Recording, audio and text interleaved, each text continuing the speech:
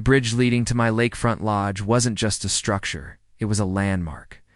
Built with reinforced steel and custom stonework, it connected the private road to the entrance of my $10 million lodge, a property that had been in my family for decades. But one morning, I woke to the grinding roar of machinery. When I stepped outside, my stomach dropped.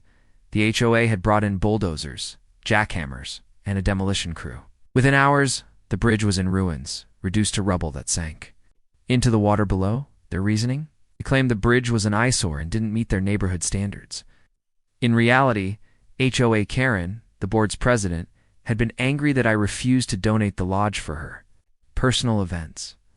When I confronted her, Karen stood smugly by the debris with her arms crossed. "You'll thank us later," she said with a twisted smile. "Now you'll have to build something that fits our design rules." I reminded her sharply that the bridge and the lodge were private property, completely outside of her HOA jurisdiction. She didn't care.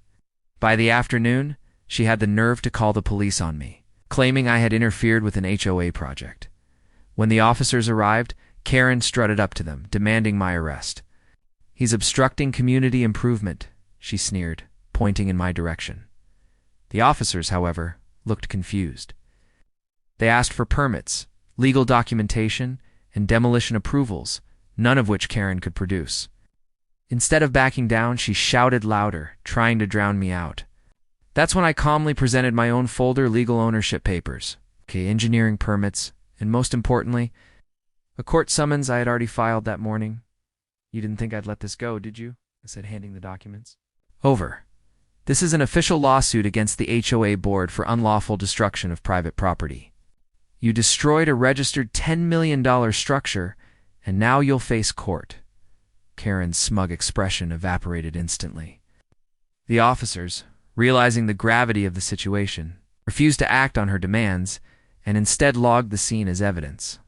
She sputtered and screamed, insisting it was all a misunderstanding. But her own contractors had already confirmed she gave the demolition order by the end of the week. The case escalated to federal court. The HOA board was slapped with millions in damages, and Karen's leadership was stripped permanently. Meanwhile, I began rebuilding my bridge, not just as a pathway to my lodge, but as a reminder that no one, not even a power-hungry HOA, could trample over what was rightfully mine.